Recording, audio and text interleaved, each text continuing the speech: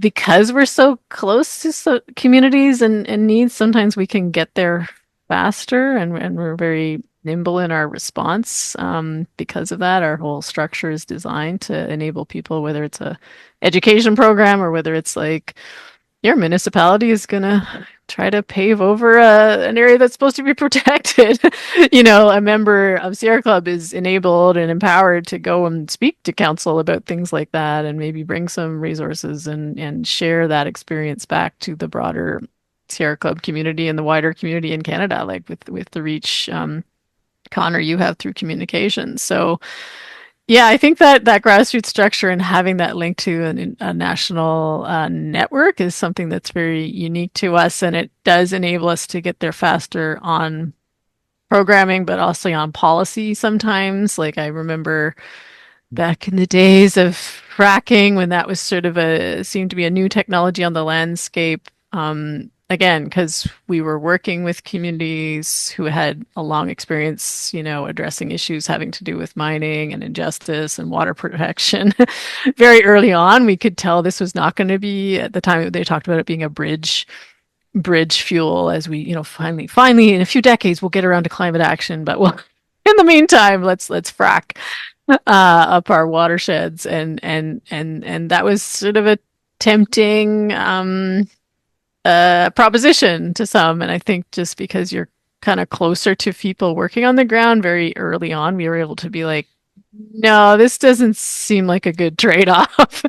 And then, of course, a lot of the science came out about even the GHGs from fracking, making it as bad, if not worse, than coal. So I think we're always kind of at the edge of the knife on some of these issues, and that's kind of a cool, if sometimes at times scary place to be, because it might mean we're not as as resourced as other places that hopefully will come in behind us and join the party. I think I'm saying the same thing that you're both describing, but I've always sort of viewed one of the strengths of the club as sort of like an amplifier. Like it struck me as very good at taking these sort of local issues and bringing them up to sort of a national level, because we're a national organization with the sort of chapter structure. And one of the strengths of the organization too is just the sort of diversity of staff and volunteers that Sierra Club of Canada does have. There is an immense depth and variety of sort of knowledge and skill set. I mean, you mentioned Ole, past president, very high level scientist. David Snyder is another former president. Immense sort of skill set on the sort of legal taxation side of things. I was amazed by how many folks are either lawyers or law students. Maybe I was slightly terrified of that, being one of them myself. Maybe it's not such a good thing. We're really good at proposing new solutions. We're often ahead of the game. We're often a bit more accurate, because again, there's like that community, like you're hearing from the community and you're going, fracking isn't really a good thing. I don't think LNG or gas is a bridge fuel, right? But that's really important work. Like, even if that's a little bit more complicated work, even if it's more, you have to take a risk and go out and talk to communities and maybe not follow the path other people are following at the time and sort of getting led into, right?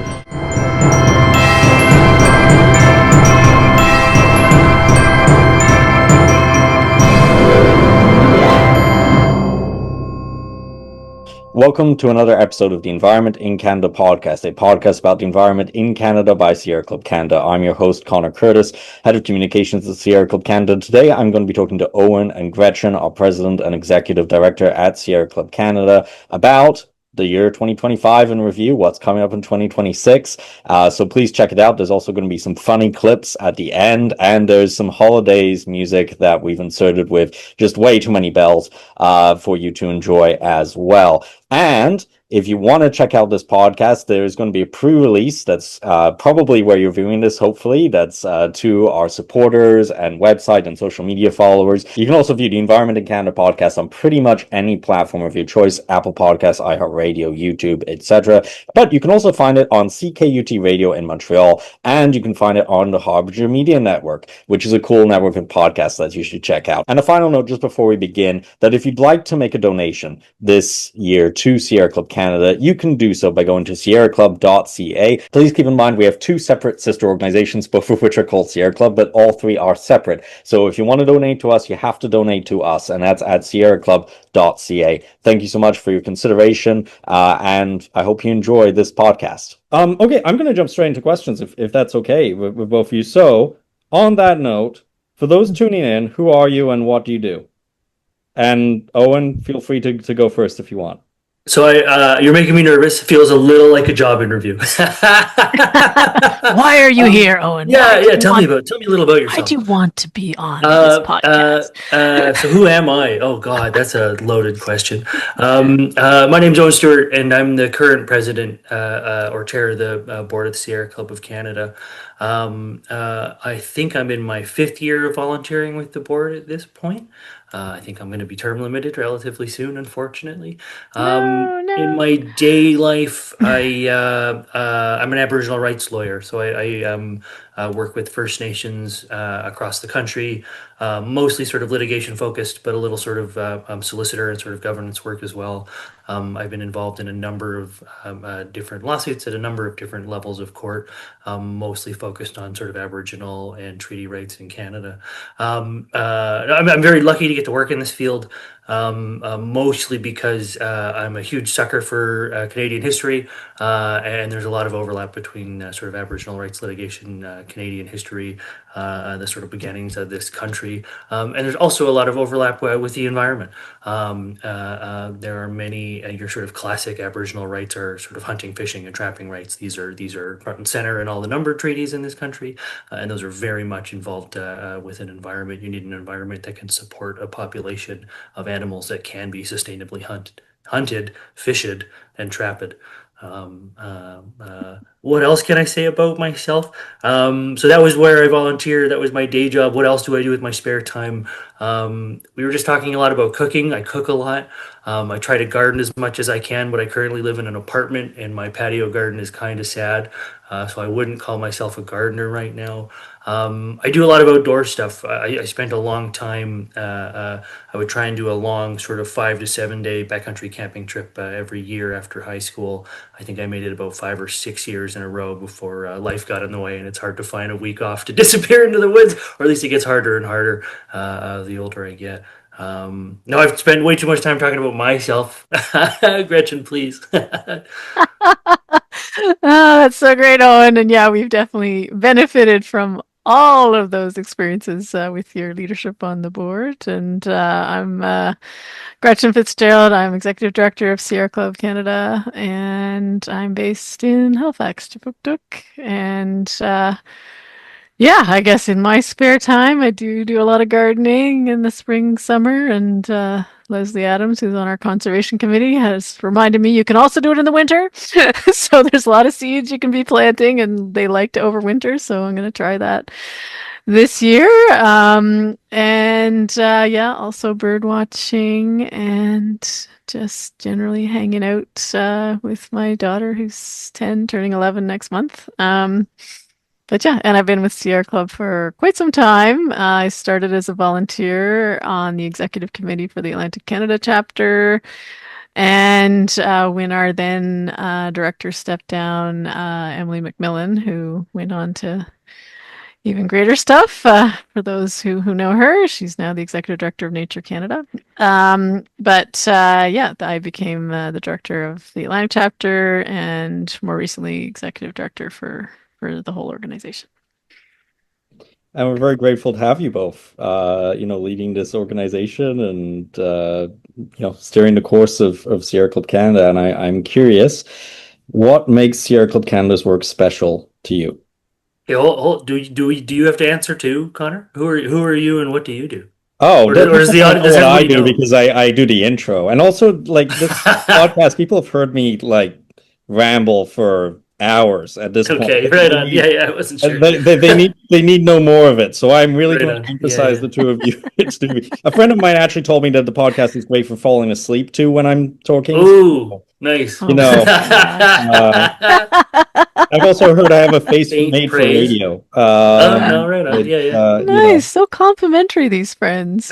Yeah, Although, yeah. given our earlier conversation, I think a cookbook version of this or a cooking version of the podcast might be in order. Might be kind of cool. Actually, Okay. yeah, that sounds like a great. We should do an I episode know. on like sustainable cooking. Maybe cooking while Uh, you're talking. I don't know. Anyway, I actually I came across a bunch of old like I also fundraiser love cookbooks cooking. from back in the day where it was Yeah. sort of like everyone sends in a one recipe kind of thing, and then you buy the book for $10 and it's sort of a donation. Yeah, yeah. Those I've are always I great. thought that would be a fun idea for everyone from the board or from the committees can each sort of submit a recipe, and then we could have like a 12 course Sierra Club 12 course meal for Actually, Ooh. fundraiser I related. feel ironically that Newfoundland and Labrador's cuisine is going to make a comeback with like, as we start to talk about scarcity of resources, Yeah. right? How do you, and I love, it's Anthony Yeah. Bourdain who said it, who said like the best cooking is not made by people who have an abundance of stuff. It's made by people who like did not have an abundance of stuff and had to make the cuisine work, right? Yeah. That's where Creative. actually like the Yeah. best like stuff comes from. So I do feel like there's just to tie into our earlier conversation, there's maybe going to be a comeback there of salt cod and hardtack and salt beef, but Yeah. but, Yeah, well, hopefully not. Follow through. I think it would be a good I like thing. fresh food Well, too. living local. Like, I mean, honestly, I was really struck. I mean, now I'm hopping around, but really struck by some of the quotes from, I think it was the leader of the Haida Nation just saying with the coast, with the idea that we're going to build a pipeline and threaten coastal communities on the West Coast, in some of the most dangerous waters in the world, never mind Canada, for having, oil tankers, bitumen, tankers full of oil going through them. He's like, well, our economy and our society relies on local food. Yep. Like, you know what I mean? Yeah. Like, so it wouldn't be a terrible thing if we relied a little bit more on like a healthy local environment. Oh, I've Yeah, always thought so much of about British Columbia and sort of broader Canadian identity is so tied to the natural environment, right? Like, Yep. it was a huge part of the coastal economy, both in the Maritimes and the West Coast, cod and salmon. And cod sort of took a turn for the worse in the 90s, and salmon hasn't been doing great for the last 2 years. So I no, think there's great concern that these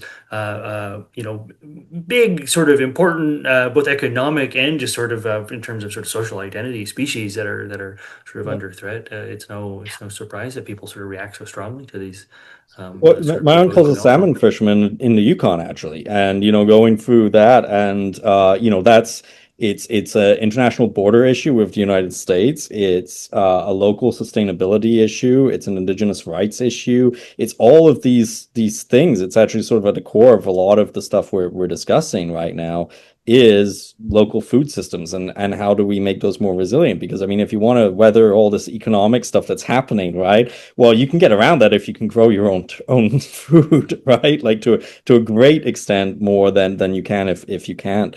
But on that note, just to bring things back, what makes Sierra Club Canada special? Maybe we're doing some of this work. I don't know. You tell me.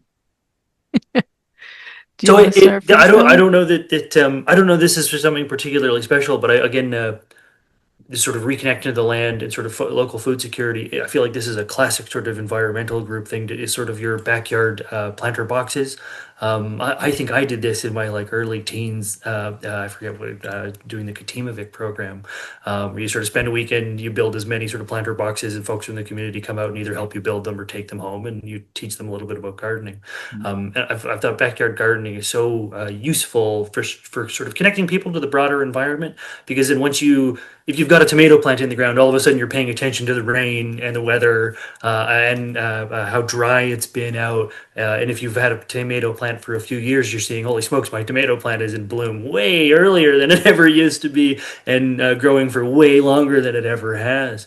So yeah, I'm in Victoria, BC right now. This might be one of the mildest Decembers I've ever lived through. Sort of born and raised on the coast. It was like 10 degrees yesterday, like Oh December my gosh. 15th. Hmm. Um, it was balmy for what should be the middle of winter. But you asked about what makes Sierra Club special. I've always thought one of the things that really makes the Sierra Club stand out is the Wild Child program and the outdoor experiential education. I was lucky enough to do a lot of to have the opportunity to spend a lot of time outside and to do a lot of outdoor sort of experiential ed, both sort of directed through programs and not. And I think giving that opportunity to kids in Edmonton in the Maritimes is hugely beneficial beneficial. I think it's absolutely one of the things that separates our organization. I think it's one of the highlights of what we do every year. And one of the things, I'm getting ahead to your next question, is one of the highlights of the things what we do every year. And one of the things that I look forward to every year is the sort of continuation of the program. Just the photos at the end of the year of all these kids having fun outdoors, sort of learning stuff, or not even knowing they're learning stuff, right? Just having fun at a summer camp. I think it absolutely makes the organization special. Yeah, it certainly grounds us, and it's interesting. Like that program grew out of like a need that was like recognized locally just by educators that we were working with who were seeing that children in schools um, were not able to recognize very common species, you know, and it was just becoming very clear that there was a real disconnect from we're not talking going out and seeing lynxes and like mountain lions, like things like squirrels and deer, or things that are relatively common on the landscape. So yeah, just really needing that need was there, and so Wild Child really grew organically out of that. And there's a huge movement, obviously connecting kids to nature, these forest school movement. But just to be kind of at the forefront of that, I felt at the time in Canada, that was something uh, because we're so close to communities and needs, sometimes we can get there faster, and we're very nimble in our response. Because of that, our whole structure is designed to enable people, whether it's a education program or whether it's like your municipality is gonna try to pave over an area that's supposed to be protected. A member of Sierra Club is enabled and empowered to go and speak to council about things like that, and maybe bring some resources and share that experience back to the broader Sierra Club community and the wider community in Canada, like with the reach, Connor, you have through communications. So yeah, I think that grassroots structure and having that link to a national network is something that's very unique to us, and it does enable us to get there faster on programming, but also on policy sometimes. Like I remember back in the days of fracking, when that was sort of seemed to be a new technology on the landscape. Again, because we were working with communities who had a long experience, addressing issues having to do with mining and injustice and water protection. Very early on, we could tell this was not going to be, at the time they talked about it being a bridge fuel, as we, finally in a few decades we'll get around to climate action, but well, in the meantime, let's frack up our watersheds, and that was sort of a tempting proposition to some. And I think just because you're kind of closer to people working on the ground very early on, we were able to be like, no, this doesn't seem like a good trade-off. And then, of course, a lot of the science came out about even the GHGs from fracking, making it as bad, if not worse, than coal. So, yeah, I think sometimes, and I think the similar story now in more recent times is the idea of rights of nature, or nature having inherent rights, and we need to really pick up our understanding and how we act on that. I think that's a new concept for many folks in Canada, although a very old concept to many other folks around the world and in Canada. But I think we're there faster because people are really seeing some of the problems with some of the conventional approaches to maybe conservation, and we really do need to change how we think about nature as a resource, and flip that over to something that we have a responsibility toward. And yeah, I'm really pleased with that. But I think we're always kind of at the edge of the knife on some of these issues, and that's kind of a cool, if sometimes at times scary place to be, because it might mean we're not as as resourced as other places that are that hopefully will come in behind us and join the party. But well, I actually noticed this, and it's funny you mentioned yeah. fracking. I've got my Newfoundland and Labrador fracking mug Oh, that was made around the time we oh were my fighting fracking. It gosh. has all the chemicals I in the forgot to put fracking on fuel my frack listed around budget. the rim of the mug. So as Ah, you can ponder what would have been in the would have world been, of the Buddhism except moratorium. for And people stopped it. Yeah, I literally got talked my to frack somebody paw button. just the other day who was Yeah. saying, I remember Sierra Club from back when we were fighting as a community against this, was helping with resources, was there. And you talk about that being the edge of the knife thing, Gretchen. I mean, I wasn't part of Sierra Club back then. I was involved at the community side of that fight, and I Yeah, and often there do was find that huge. thing. Yeah, Yeah. we're there first, and then as you say, Mhm. people kind of follow in behind, which is scary, but it's kind of the case. Yeah. Yeah. Yeah. And I guess I will say more internally, maybe our structures are kind of, maybe sometimes a little bit complicated to navigate, but because we have that grassroots nature, you're always learning and meeting new people. And I hope we have a welcoming attitude toward Yeah. all kinds of folks. Like I think there's a real diversity of people in Sierra Club, which is really cool. So I hope. I Yeah. think I'm saying the same thing that you're both describing, but I've always sort of viewed one of the strengths of the club as sort of like an amplifier. Like it struck me as very good at taking these sort of local issues and bringing them up to sort of a national level because we're a national organization with the sort of chapter structure. And maybe I'm just sort of describing the opposite side of the same coin from what you guys were saying. But that's something, one of the things that's always struck me about the organization. No, no, I think you're both describing it well. And again, yeah, I get it's a little more complicated. I started saying this on the podcast with Taylor. It's a little bit more complicated. We're often ahead of the game. We're often a bit more accurate because again, there's like that community, like you're hearing from the community and you're going, fracking isn't really a good thing. I don't think LNG or gas is a bridge fuel, right? Um, but that's really important work. Like even if that's a little bit more complicated work, even if it's more, you have to take a risk and go out and talk to communities and maybe not follow the path other people are following at the time and sort of getting led into, right? But that's really that's a part of that ecosystem of environmentalism that's really valuable, right? Like that maybe gets not appreciated as much as it should. And so I'm curious, maybe in that respect or others, what is something we did this year that stands out to you? Oh boy. Me or Gretchen? I So go ahead, many Gretchen. things. So many things. That's the problem. It's like picking a baby, picking It a doesn't just child have to over be the other. one. Anyway, so many. Oh my goodness. Um, I guess I'll pick like kind of one that's maybe less obvious to the broader public, but I think and I guess an internal one, but I really think that the way Don't that pick we the did our same one I'm going to strategic pick. planning. Oh no! What's that? I was going to pick the strategic planning I too. know, and I would have been that because you were there too. It's fun. It's a Anyway, lot of maybe I'll fun. leave that to you to No, describe. no, go But ahead. Go ahead. I think the way that we did it was different than a lot of w- um, traditional ways of doing a strategic plan, like in the sense of really trying to get at root causes, but also bringing our own personal experiences to that. And of course, this was led by Jessica Murray and Raisa Marks, both with different leadership styles, but yeah, just bringing different things to it. But using the framework of the work that reconnects, which is a broader, obviously, methodology and movement, trying to really get people to connect to their core and how they feel about this work, and because that really is what's going to drive change in the end, and also confronting the fact that some of us are at times feeling,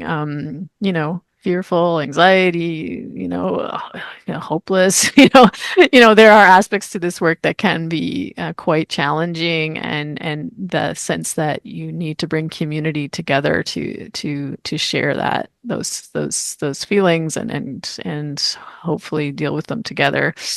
As we, chart a path forward. And I think the outcome from the strategic plan was pretty damn awesome. So in terms of a vision that centers nature and with care and a society with care and compassion for all, like I just think the outcome from that was so special, and it really showed like the richness of the process we'd been through. And just for myself, I personally have not actually gone on a retreat before.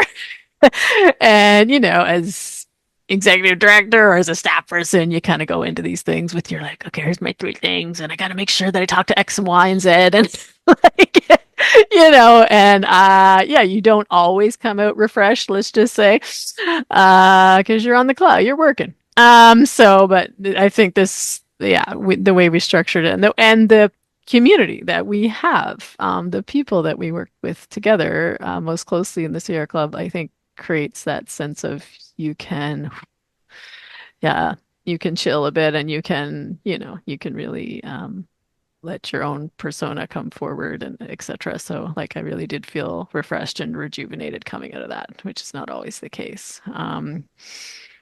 Yeah. And then I mean campaign wise, it's really hard to pick. I mean, I think it was just so cool what Jessica was doing with the Line 5 work and breaking the world record on origami fish. Like there were just some cool collective actions that we really contributed to this year, I really felt.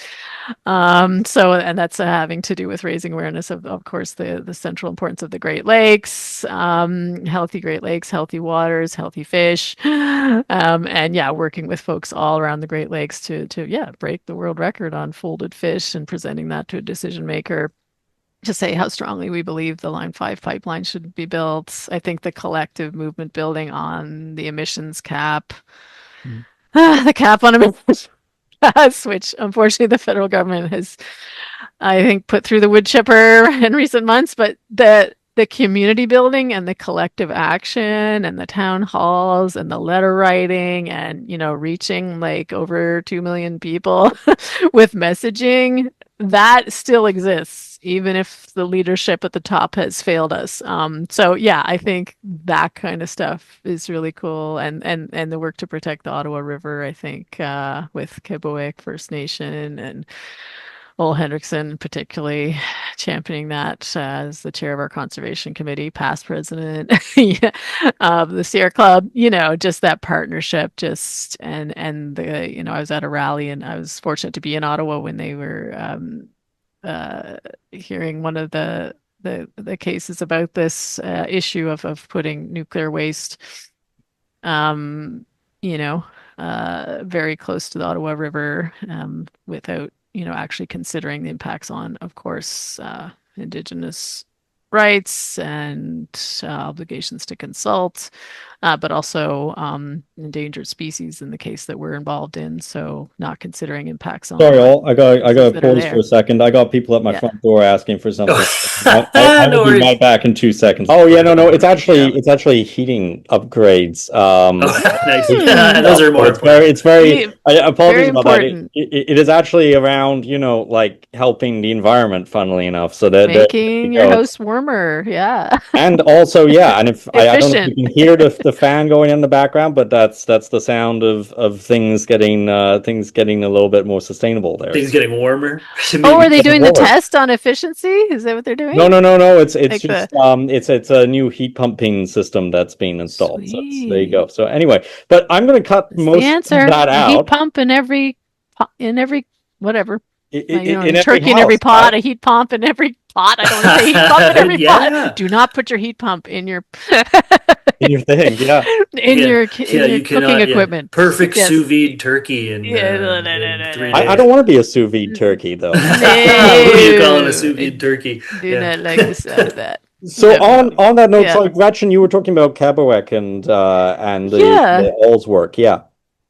Yeah, and just how entwined that is, with regard to, collective action and obviously a legal challenge, but also to the Chalk River nuclear waste dump proposal. But it's also, uh, I think, sort of acting on our idea that we are responsible to each other and community, but also responsible to the species that are threatened by some of these terrible projects that are being proposed. So Mm. yeah, yeah, those are some of the things I think of off the top, but there are so many. I know I'm going to be forgetting and kicking myself later. But yeah, I don't know, and if there's things and So Sorry for jumping the no, gun on the all strategic. good, all good. I think you've covered all the.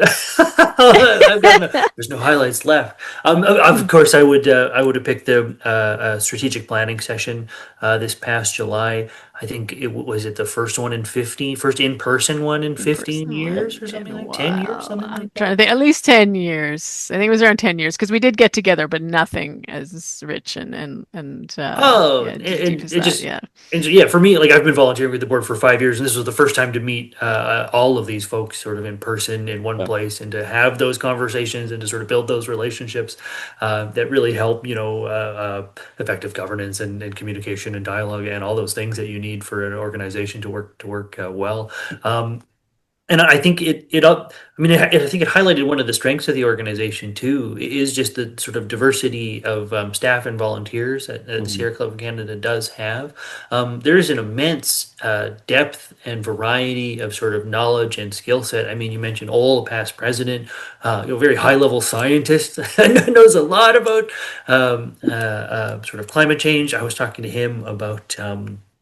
Uh, Forestry byproducts and how they can be used as a potential way to address climate change, which was fascinating. David Snyder is another former president.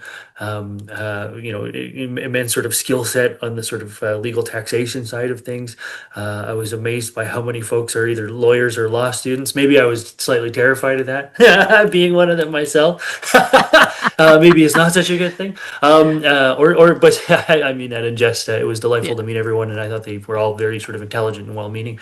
And so, yeah, it really stood out to me as impossible to avoid as a highlight of the year. yeah, And I'd never been to Guelph before either, and so Yeah. that sort of ties into all the kind of magic for me a little bit. That part of Ontario in summer, it was a new experience for me, which was really nice. Um, one of the other things you both mentioned was that we're sort of a cutting edge organization. We're looking for sort of cutting edge. We're the cutting edge of things, and I would frame that as slightly differently. Where I think we're really good at proposing new solutions. yeah, Where the problems that we are generally the problems we're talking about are problems that have been around for 20, 15, 30, 30 years. yeah. We've been talking about climate change for a long time now. I think it's good. Oh God, I'm going to forget the case off the top of my head. It's a Crown Zellerback where the Supreme Court of Canada, says the environment is the issue of our times. Well, that was 30 years ago, and it still seems pretty topical. Still up there. Yep, still there. Yeah, and so these are decades old problems that we're dealing with, but we're constantly looking for new solutions. A lot of what we've been trying hasn't been working, or it's been only partially successful. And I think we're a really good organization at looking for new ways to address these things that will have a bigger impact. Yeah. And so I think that's really important for the organization. Yeah.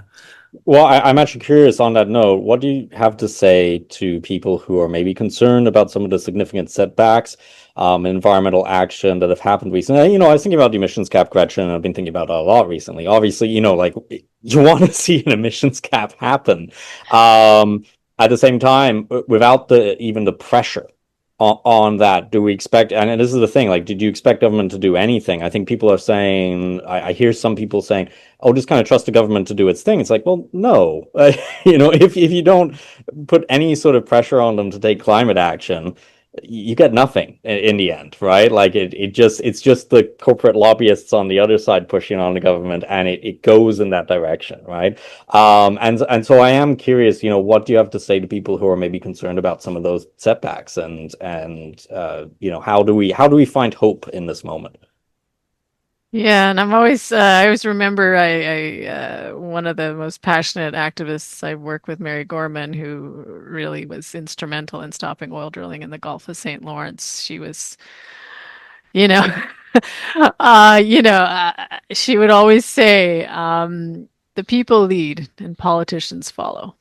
Yeah, And I think it really is good to remember in a democracy, at least, and hopefully we can have an increasingly functional democracy in Canada as in the years to come. But it is the people who decide, and you have to remember that. So I think never, never, never, ever.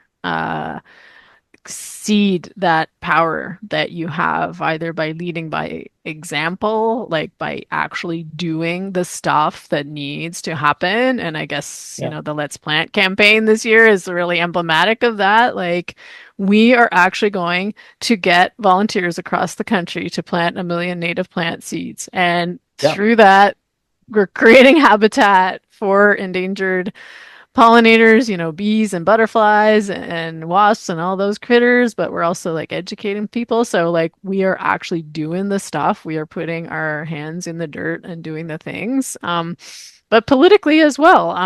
That's what the energy democracy movement is about, is like in community, we are going to push for better solutions that actually create more affordable energy. Now, all these renewable energy sources like solar and wind are actually more affordable and storage more affordable than their alternatives, but they also have huge potential for local benefits. That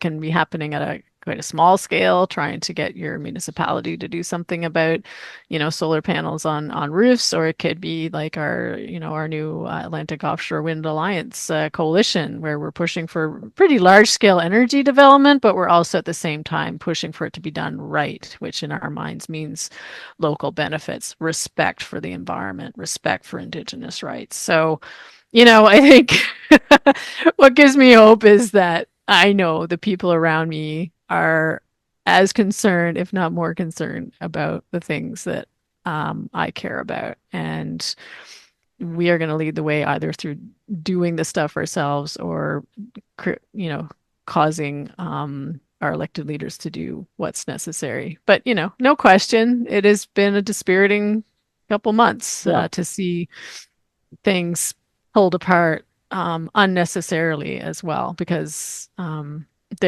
there is support for these policies. There is a Yeah. need, and goodness knows with the wildfires we saw in Newfoundland and Labrador this year, and our activity there pushing back on oil and gas is really pivoted to like working with people who are genuinely concerned and fearful their communities are not ready for what's to come. So people at the grassroots know the change is necessary and needs to happen. Yeah.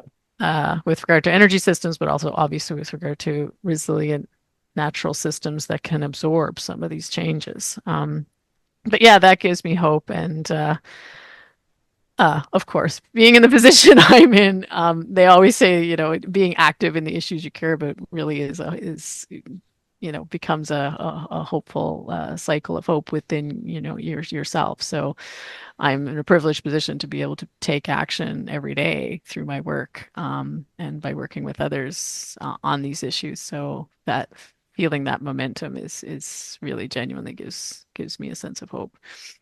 Well, and That's I think it's really fun. cool. Well, and I think it's Yeah. funny that there was a good piece in the Energy Mix the other day looking at some of the polling that's being used to try and say people don't care about climate anymore.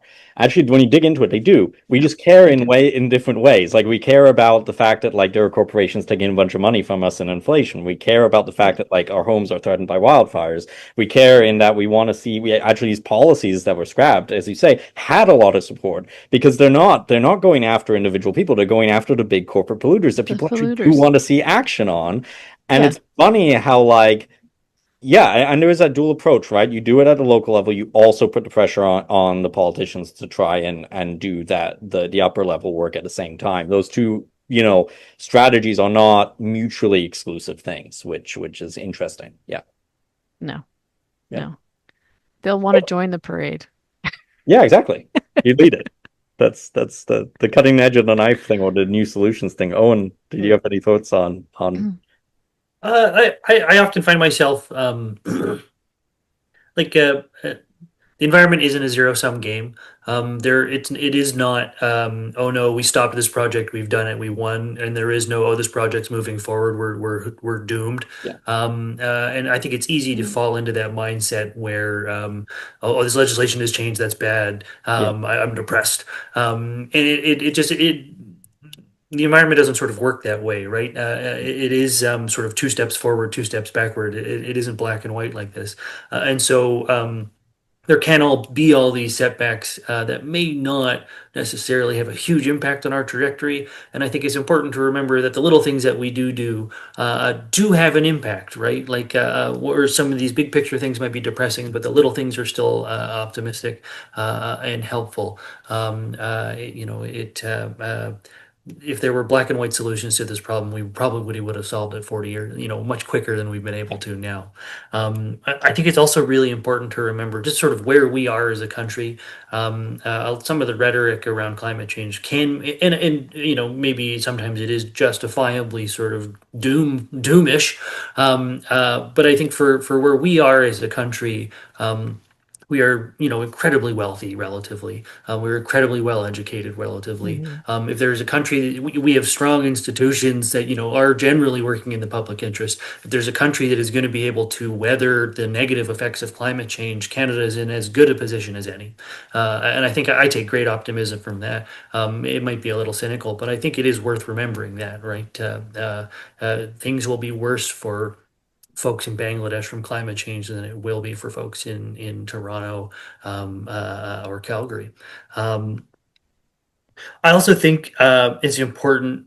I think you should take hope from all the little things that you do. And I'm 100% using this as an excuse to talk about my Christmas giving this year because I love alliteration. And so my Christmas plan, I call it my Christmas. Oh, geez, I had to write this down. It's my Christmas gift thrift grift. And so Ooh, all my Christmas shopping this year is Love from a it. thrift store. And so I'm very much trying to recycle, reuse, not put newly produced things into the sort of consumption stream. And obviously, I don't expect this to have any big impact on climate change or to save, any acres of green space. But I do think it is, if other people, and I know I've met other people like me who do similar things, believe it or not, if there are enough of us, that does have an impact. And I do think little things like that are worth taking hope from. Um, and I think you framed the question, Connor, as setbacks in the environmental movement. I mean, I think there are sort of setbacks generally for governance in the Western yeah, world. We're having an incredibly difficult time conversing as a community on difficult topics, be the environment, immigration, the economy, what have you. And the rhetoric has never seemed more toxic, and it's never seemed more difficult to reach across to someone who might disagree with you and have that conversation. And so I take hope from the season. Like, it is Christmas time. Like, this is a time of sort of kindness and generosity. And I think it's really important to remember those things in the work that we do. And we all live in the same country together, whether we like it or not. We're all going to be stuck under the same roof. So we should all make an effort to be kind to each other and to try and get along. And I sort of take hope from Mm. the Christmas carols. I'm a sucker for Christmas movies, and so I Mm. think I take hope from the season. Yeah. yeah. Oh, yeah, that lovely night where yeah, he learned some lessons that night in the Christmas Carol. Yeah, Oh no, that's for totally. sure. And then Well, he wakes up in the morning and he's so yeah, joyful yeah, and yeah, exactly. And yet it's really true in this time of cynicism. Yeah, there's a lot of parallels, I guess, with Dickens's you know, the London and the England that he oh, writes Christmas about in our Carol. Yeah, days. yeah. Yes, Or with the even uber wealthy and then obviously the very, very, very poor and yeah, there's that distance between the uber wealthy and Well, everyone else but even thinking about it basically, and then historically, people living really close to the bone. Yeah. yeah. But Sorry, what even did you say, Connor? Well, just to say, Yeah. even historically, like if you look back on that time period, yes, it's that Mm, period where there is that extreme difference. It's also a period where we get a lot of like social thought from that has shaped like that went on to shape like the next 2 centuries, right? So like I always say this, it's funny like this, like we can look at this as a period of doom and gloom, or we can look at this at the period and we can say to ourselves, oh, we're not going to propose anything new to fix this, or we're just going to try to salvage what oh we have. But these are actually the periods in history when you get the new ideas, right? This is the period oh well, where people are problem like solving, right? I mean, Um, frankly, all these things that everybody in the country takes for granted, the union movement had to fought for in the 1800s yeah, and early 1900s, like mm, weekends or 40-day work weeks or mm, child labor, things that nobody disagrees with anymore. um, uh, they came out of the fact that there were kids working in factories losing hands and stuff, right? Like, and there I we're mean, no, as let's say horrible it's as it is, yes, yeah, that's yeah, where it no. actually comes from, right? Or But even I think environmentalism itself in that period is starting to industrialization, the impacts on the yeah. environment, people are looking at it, Mm-hmm. and you get the birth in many ways of the sort of early conservation environmental movement. Changed a lot since, I think, in a very good way, has focused on justice since the 1970s. But it starts back in that period that we're describing as like similar in a way to now. So I Mm. won't be around obviously, but in a couple of 100 years time, I'm going to be interested. I'd love to see what people are talking about and how they're looking back on this period, and maybe there is some hope to be had there in thinking about, well, we've been here kind of before, and it generated these counter movements, as I say, unions, environmental movement, and those went on to shape the next couple of 100 years. But anyway, yeah. Yeah, and So are you who are the saying, ghosts that Connor? are going to visit us in this Yeah, exactly. this Yeah, Yeah. yeah. time of Oh turning? man, Like who will that's it really be? interesting. Yeah, I love that. What This is our it'd Sierra be Club it'd Christmas be Carol. surely it'd be like J.D. Rockefeller. Mm, Or well, he was a big oil baron from the 1900s, I think, yep, right? At Rockefeller. exactly. Yeah, Um, who are the uh, ghosts that are going to who visit the else tech would it bros, be? you know? Yeah, Yeah, yeah, exactly. yeah, Yeah, yeah, yeah. yeah. That'd be funny. And Uh, make us smart, well, I mean, make them smarten up, but make all of us see that things can be different. That's an really, really environmental cool. Christmas Carol. That would be a good. Would be a It would good be a good, skit. it would be a good one, Yeah, actually. yeah, yeah. And I guess, just to go back to your thinking there, Owen, about, yeah, this is a time of cynicism and, it's, sometimes despair. I think the work on countering misinformation is so, so important. And I think, again, we're on the forefront of that with some of the work about, talking to each other with kindness. And maybe something you would say online is not something you would say to someone who you met at the grocery store, who you're Mm. seeing at Oh, I'd go the, further and say it you know, definitely isn't. yeah, Everyone has met a keyboard warrior online and then met them in person, and they're a yeah, normal Totally person different who's person. not typing toxic mean thing, right? Like Yeah. you yeah, can, yeah. keep And, conversations with friends and family and my brother. It's sort of been like, stop talking to me like I'm on a group. Stop talking to me like you're posting on Reddit. Like yeah, like it's this is rude. me you're talking Yeah, to. yeah, I yeah. know you care about these Uh, things. no, only just We have something in common. Yeah. I find I find so much of social media, the dialogue in social media is all just sort of about either like one-liner jokes or trying to Yeah. dunk on somebody. No, just trying And to you look. can't talk to someone in person like that. Like you can't No. Yeah, do it. Like it would be yeah. rude.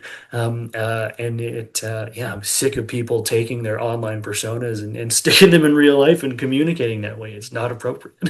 Well, it's one of the Yeah. Uh, reasons why, as you say, like this getting people outdoors thing that we do can be really important, because I had this conversation in Newfoundland where, of all places, right? You'd think this would be less the case, but they're talking about, yeah, kids growing up these days and not getting outside and not going to go do things and not learning the skill sets. Because the other thing the Wild Child programs actually teach are a bunch of outdoor survival skill sets that are super important. And like yeah. not being, I think somebody said something like, yeah, they wouldn't survive like 2 hours outdoors now.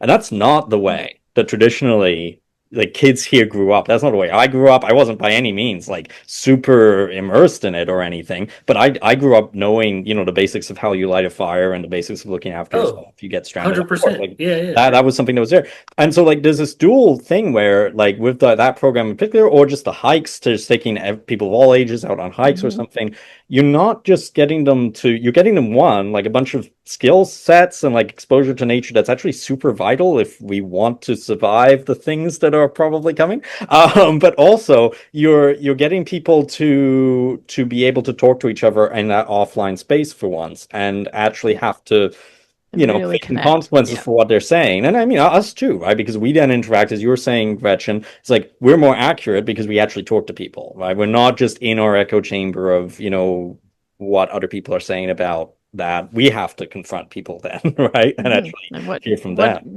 yeah, what Yeah. is really valuable to community, right? And yeah, Yeah. just a PSA, we are going to be having more of an outings training opportunity in the spring for members of Sierra Club so that they can lead outdoor experiences for others in their community and yeah, create spaces where we can connect to each other and nature. So keep your eyes open for that. It's coming in the spring. So very, very Well, cool that we're able to do that. Well, that's a great Yeah. segue, Gretchen, because the next question is, what are you looking forward to in the year ahead as part of Sierra Club Canada? We're coming up on time, Mm. so I figure I'll just I'll throw that one out there as our last question. Oh yeah, very much so. I'm really looking forward to that and just the collaboration. There's folks from the US Sierra Club coming up to help with the training and have been so helpful so far. And this is like a huge piece of what was central to the founding of Sierra Club in the United States way long ago and always has been central to Sierra Club Canada and our 50 years of history is that connection to nature. That's where really the rights of nature, we're very comfortable with that concept and that framing. I think that's because of this idea that we are not separate from nature. We are connected to it. And the more we can connect um, to nature, obviously, the better we are, spiritually, mentally, physically, but also, it really does drive that sense of community that is central to all aspects of our work. So yeah, really excited to see that we're able to get some folks with the skills they need to start doing that kind of work. Through the training opportunity. I'm really excited to see how the Atlantic Offshore Wind Coalition, like how things come forward. I mean, things are moving fast and furious with regard to the potential advancement of an energy source that could change the story of energy in Canada. I don't think it's an exaggeration to say that. I mean, Hmm. I grew up in Newfoundland. I mean, I've lived in Nova Scotia for a long time, but I'm very familiar with the story of Atlantic Canadians going west to build projects and first Toronto and then further out west with regard to the tar sands and oil development. So this could be an energy system that's, has huge potential for getting folks, having more heat pumps that are actually powered by renewable energy across the country, but, also like creating some of those employment opportunities and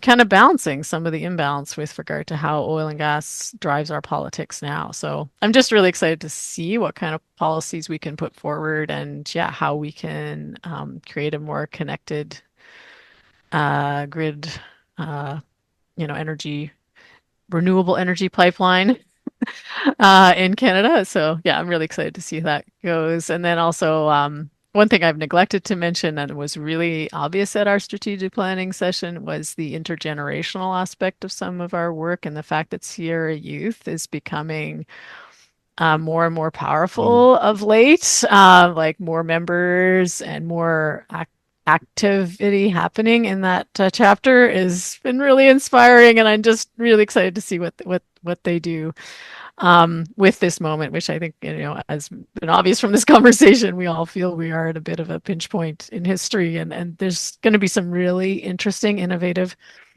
things that come out of it, as often happens in human history. And I think it'll be really. I'm really excited to see what Sierra Youth does in the year ahead. It's been really cool to work with Sierra Youth in particular because they've been really, you talk about the cutting edge of the knife and doing things like they've really ordered new solutions, like they've really been yeah, and they've expanded our capacity rate to like even surprise as we've had many chats about, right, even surprises the rest of us, right, like we're kind of doing a bit of catch up.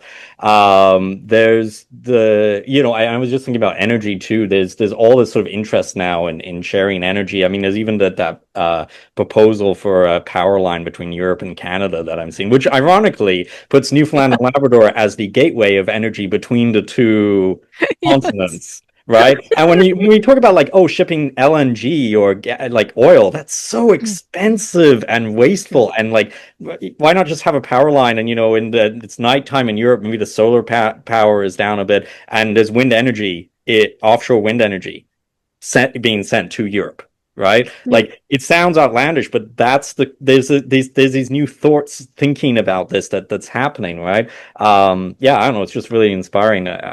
Owen, did you have any things you're looking forward to in the year ahead?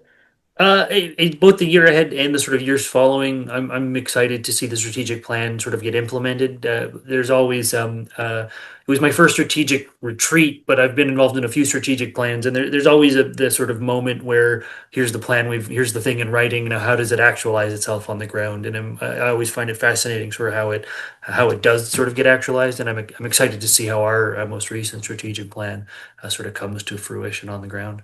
Yeah. Mhm. Yeah.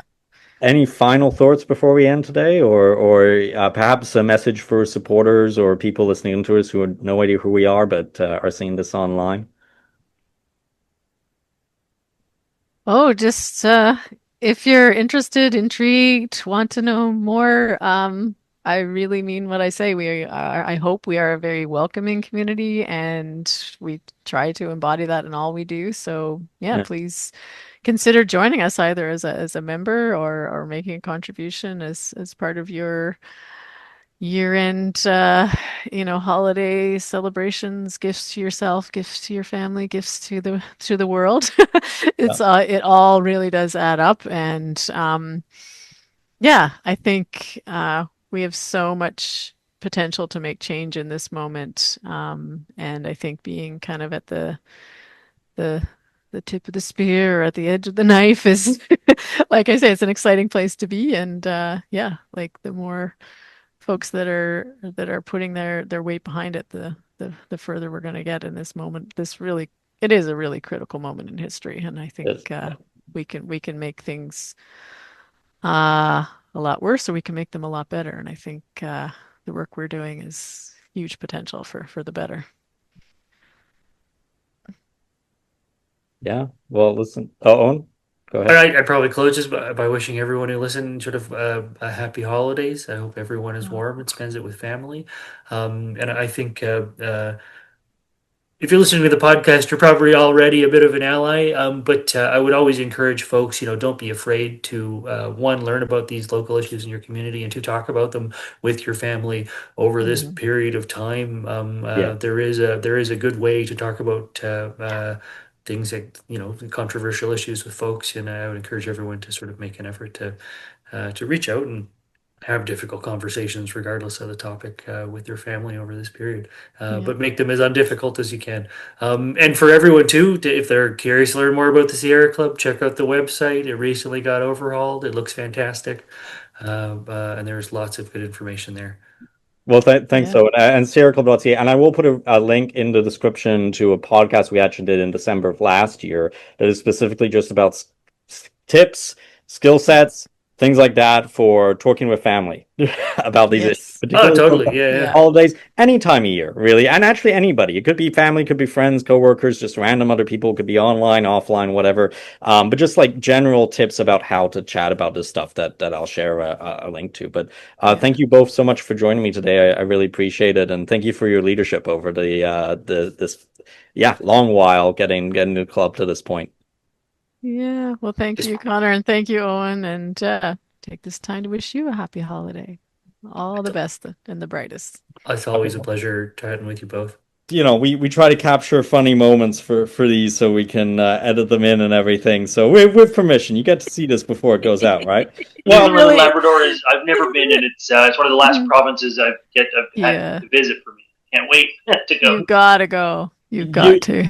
I'll send you like a million things you got to go see. So I've always wanted to see Yeah. the Viking settlement Yep. Yeah. way up in the north. Like for whatever, like as a kid, I've always wanted to see it. So that would be very high on my list. Yeah. All those And heritage moments on television paying off. oh, and just the But history. Like I yeah. read the Viking sagas, right? Oh, The history of it fantastic. all, and just the sort of no one knew they were there until it was finally confirmed. And like, look, we found the village. Like Yeah. Finland is a real place that. Yeah. Yeah, Yeah. I grew up like 40 kilometers from there, actually in St. Anthony, and I can remember just running over the what we now know were the vestiges of the walls of the sod Oh, huts. no kidding! When I was growing up, Totally. like early, it was just sort of mowed. I mean, they had figured it out, but it was like mowed grass. Yeah. No And fence or now it's anything. this Cool. historic site and recreation and all that stuff. But yeah, but it's also just beautiful.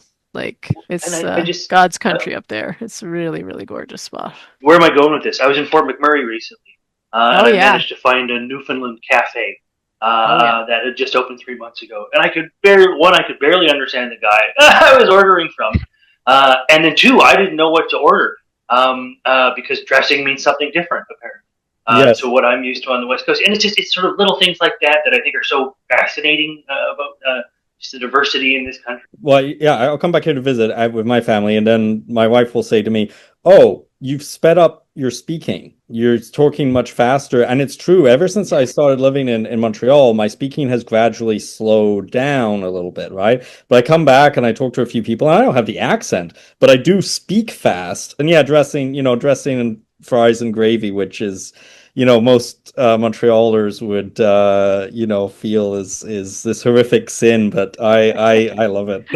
So, Oh, I was But they embarrassed. Like eat some poutine. lady, well, the lady at the table beside me had to sort of lean over and say, like, dressing. It's not salad dressing. Because the server was having a tough time telling me, and then and it was geez. Oh, that's yeah, funny. had cod tongues last night, funnily enough, which is Oh, another. no Oh kidding. wow, Okay, Yeah. so the so real maybe you guys can thing. tell me. I keep seeing like a big, and we're miles off topic. A big tub of Newfoundland. It's like a branded product of Newfoundland. It's like beef. Salt beef, Hard? yes. Salt beef. Okay, You what do just you the do? big I almost standard. bought some. You can do it yourself. I actually do it myself because it's hard to find in Montreal. And this is a commonly misunderstood. Yes, it is true that a lot of Newfoundland cuisine resembles like food from sailing ships in the 19th and 18th centuries. That is true. It is also like delicious, and it has its own culinary history that is like very unique that you don't really get anywhere, even in Nova Scotia. I don't know, Gretchen, you can confirm this to me or not because I haven't spent much Yeah, time there, no, but you not don't really. really I get mean, it. yeah, Yeah, Oh yeah. man, I'm yeah, here for yeah. this. Like I love cooking, and like the diversity of cuisines, and Quebec always gets sort of held up as the Canadian cuisine. I feel like and so I visit people who come to BC and they're like, "Oh, can't wait to get some poutine," and it's kind of like, "Get out of here!" That's an East Coast Yeah, thing. nothing wrong with poutine. I love poutine. I love Oh, Quebec I cuisine mean, too. what's to hate about poutine? Yeah. And the ironic thing is, Quebec and Newfoundland and Labrador both have those like unique culinary traditions that are kind of isolated, right? Like I'll send you my recipe for fish and brews that I just sent to my aunt the other day. Okay, cool. No, I'm super into it. Before we end today, just a reminder that you can find the Environment in Canada podcast of Sierra Club Canada on the streaming platform of your choice. But do check out CKUT Radio and the Harbinger Media Network. And a big thanks to them for broadcasting this. And a big thanks to the Energy Mix, too, who we've been hosting a community energy showcase with that covers some of this work as well. So you should check them out too. And do consider a gift to Sierra Club Canada if you're considering giving this holiday season. And just a reminder again, there are 3 different Sierra Clubs: Sierra Club Canada, Sierra Club BC, British Columbia, and Sierra Club United States. And all 3 are separate organizations. So if you want to donate to one, you have to donate to that one. And we're at sierraclub.ca. So do check us out, check out the work, see what you think. Whether or not you like us is totally up to you. So thank you so much for tuning in, and just a big thank you to all our supporters, to all the people who follow us, to all the people who follow our work. We couldn't do any of this without you. Thank you so much, and have a very happy holidays.